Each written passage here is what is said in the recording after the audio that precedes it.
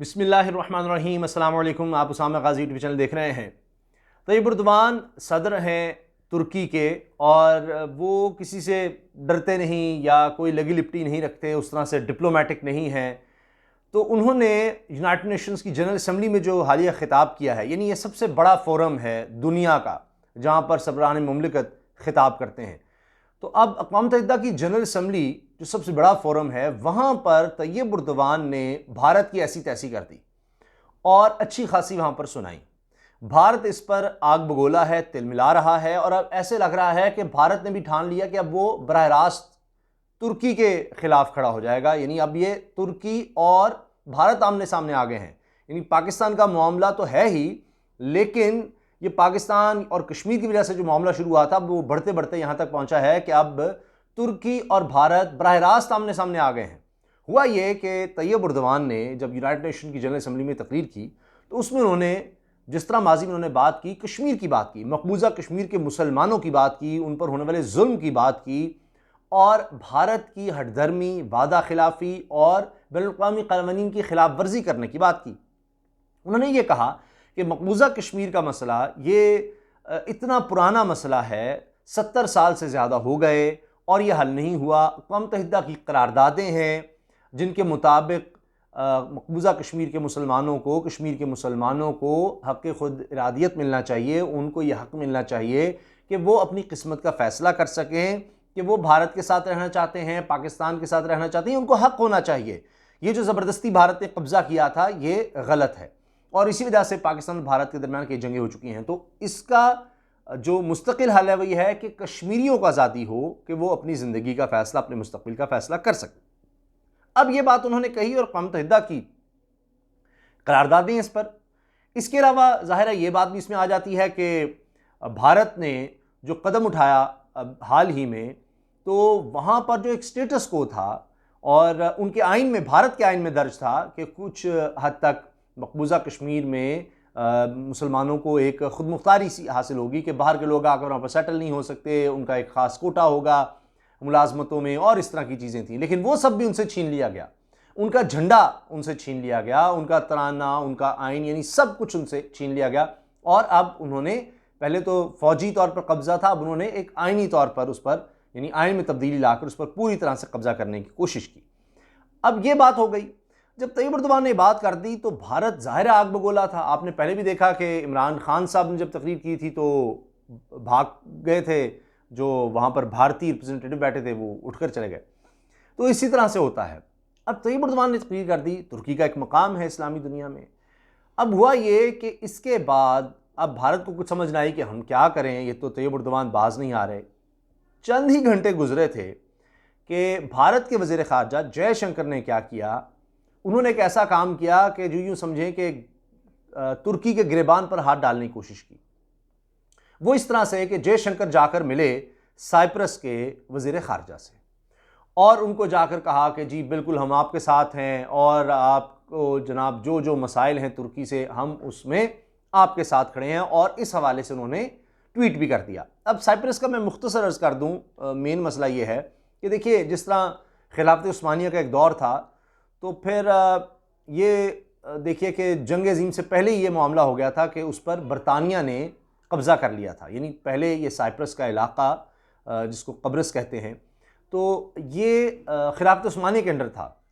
तो उस वक्त तुर्की से बाहर कई दर्जनों मालिक में खिलाफत उस्मानिया की हुकूमत थी। तो बरतानिया ने उस पर कब्ज़ा किया। उसके बाद ये फिर मामला चलता रहा, फिर खिलाफत उस्मानिया का मुकम्मल तौर पर ख़ात्मा भी हुआ जंग अज़ीम के बाद, और फिर ये हुआ कि ये 70 की दिहाई में जंग छिड़ गई। यूनान ने, ग्रीक जिसको कहते हैं, ग्रीस ने साइप्रस पर कब्ज़ा किया, और फिर ये हुआ कि तुर्की ने कहा कि जी ये गलत है, यूनान क्यों इस पर कब्ज़ा कर रहा है। तुर्की की भी फ़ौजें आ गई, आमने सामने हो गए दोनों। और जो ग्रीक हैं या ग्रीस जिसको कहेंगे, यूनान, वो अपनी तरफ की हुकूमत लाना चाहता था, तुर्की के उसको तहफ़्फ़ुज़ात थे। तो करते करते फिर ये लड़ाई हो गई, तुर्की आगे बढ़ रहा था, वहाँ पर फिर यानी यूनान में तब्दीली आ गई। तो अब मुख्तसर ये कि कुछ इलाका जो है वो तुर्की के अंडर है, टर्किश साइप्रस कहलाता है, कुछ ग्रीक साइप्रस आप कह सकते हैं जो यूनान के अंडर है। तो बहरहाल अब ये उस तरह से मामला चल रहा है। तो तुर्की के पास होता था साइप्रस, लेकिन फिर भी तुर्की ये कहता है कि जी जब तक कोई तस्वीर ऐसा नहीं हो जाता काबिल अमल कि इसको उस तरह से इंडिपेंडेंस मिले, ये यूनान के इन्फ्लुएंस से आज़ाद हो, तो तब तक इसका कोई जब तक हल नहीं निकला तो हमारी फोर्सेस यहाँ पर रहेंगी जो हिस्सा तुर्की के अंडर है। तो अब क्या हो रहा है कि भारत पूरी तरह से तुर्की के खिलाफ चला गया है। भारत ये भी चाहता है कि उसको यूनाइटेड नेशन सिक्योरिटी काउंसिल में परमानेंट मेंबरशिप मिल जाए, उसके लिए वो साइप्रस का वोट भी चाह रहा है। तो ये चक्कर है कि अब देखिए कि भारत वो कश्मीर का बदला लेने के लिए उसने क्या किया है कि डायरेक्ट पंगा ले लिया है अब तैयब एर्दोगान से। तैयब एर्दोगान को शेर कहा जाता है और वो इस तरह की चीज़ों से डरते नहीं हैं। भारत तो क्या, वो तो अभी उनका ताज़ा बयान मैं आपको बता रहा हूँ, उन्होंने कहा कि जी हम अमेरिका के साथ अच्छे ताल्लुकात चाहते हैं, लेकिन जब से जो बाइडन आए हैं कोई अच्छा आगाज़ नहीं, हम इनसे कोई दुश्मनी नहीं चाहते। और जो बात है S-400 डिफेंस सिस्टम की जो रशिया से ख़रीदा है तुर्की ने, वो कहते हैं जी वो तो हो गया, अब वो पीछे नहीं हो सकता। अब लेटेस्ट जो तैयारे थे F-35 जिसका मुआहदा हो चुका था तुर्की के साथ अमेरिका का, वो उन्होंने रोक लिए। अब तैयब एर्दोगान कहते हैं $1.5 अरब भी ले लिया अमेरिका ने, और उस तरह से वो जहाज़ों की जो डील थी उस पर अमेरिका आगे नहीं बढ़ा। तो ये अमेरिका धोखेबाज है, झूठा है, हम इस तरह से नहीं, हम अपनी कमिटमेंट्स निभाते हैं। तो तुर्की तो उस पर पीछे नहीं हट रहा, अमेरिका के मुकाबले पर पीछे नहीं हट रहा, अपने मफाद में, मुल्क के मफाद में। वो कहता है जी रूस से टेक्नोलॉजी अगर हमने ली है डिफेंस सिस्टम, कि कोई अगर अटैक करता है तो खुद एक्टिवेट हो जाता है और उसको हवा में तबाह कर देता है। तो S-400 लेटेस्ट है, तो ये रूस से अगर ख़रीदा है तो अमेरिका ने इस पर तुर्की पर पाबंदियाँ लगा दी कि जी रूस से आप क्यों ये सिस्टम खरीद रहे हैं। तो इस पर तैयब एर्दोगान हिले नहीं। तो वो अब भारत के कहने पर, भारत के दबाव में कैसे आ जाएंगे। तो आने वाले दिन में लग रहा है कि भारत और ज़्यादा तरीके से तुर्की को एक तरह से धक्का दे रहा है कि पाकिस्तान के वो और ज़्यादा करीब आएगा। पहले बहुत ज़्यादा करीब है। सबसे ज़्यादा पाकिस्तान के तारीख में जिस सरबराह मुमलिकत ने खिताब किया है, गैर मुल्की सरबराह मुमलिकत ने पाकिस्तान में खिताब किया है, पाकिस्तान की पार्लियामेंट से खिताब किया है, वो तैयब एर्दोगान है। और वो कहते हैं कि कश्मीर के हवाले से, मुज़ा कश्मीर के हवाले से तुर्की का वही स्टैंस है जो पाकिस्तान का है। तो अब तो वो बिल्कुल पाकिस्तान के साथ खड़े हैं। और ये भारत को अब कुछ और समझ नहीं आई, उसने ये मेरे ख्याल में एक और ब्लंडर किया है कि तैयब एर्दोगान को, तुर्की को और ज़्यादा नाराज़ किया है, और ज़्यादा तुर्की और तैयब एर्दोगान गुस्से में आएंगे और वो कोई पीछे नहीं हटेंगे।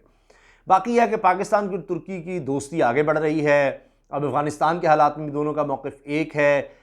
इसके अलावा तिजारत के हवाले से, ख़ास तौर पर दिफाई ताउन के हवाले से दोनों बड़ी तेज़ी से आगे बढ़ रहे हैं। हाल ही में तुर्की, पाकिस्तान और आज़रबाईजान के दरमियान, तीनों के दरमियान बरादराना जिसको कहा गया ब्रदर्स, उनकी जंगी मशक़ें हुई हैं। फिर आज़रबाईजान ने जिस तरह से आर्मीनिया के ख़िलाफ़ जंग जीती है, उसमें तुर्की और पाकिस्तान की सपोर्ट को बहुत अहम करार दिया जाता है।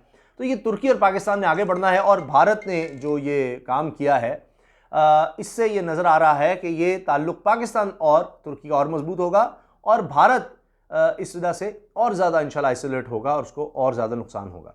अपनी राय का ज़रूर इज़हार कीजिएगा कि क्या भारत ये जो ललकार रहा है तुर्की को, इसके बारे में आपकी क्या राय है। वीडियो अच्छी लगी तो लाइक कर दें, बेल आइकन क्लिक भी कर दें ताकि हर वीडियो के बारे में आपको बर वक्त पता चल सके। और सबसे कहें, उसामा गाजी यूट्यूब चैनल आपके ताबन से चलता है, इसको ज़रूर सब्सक्राइब करें। अल्लाह हाफ़िज़।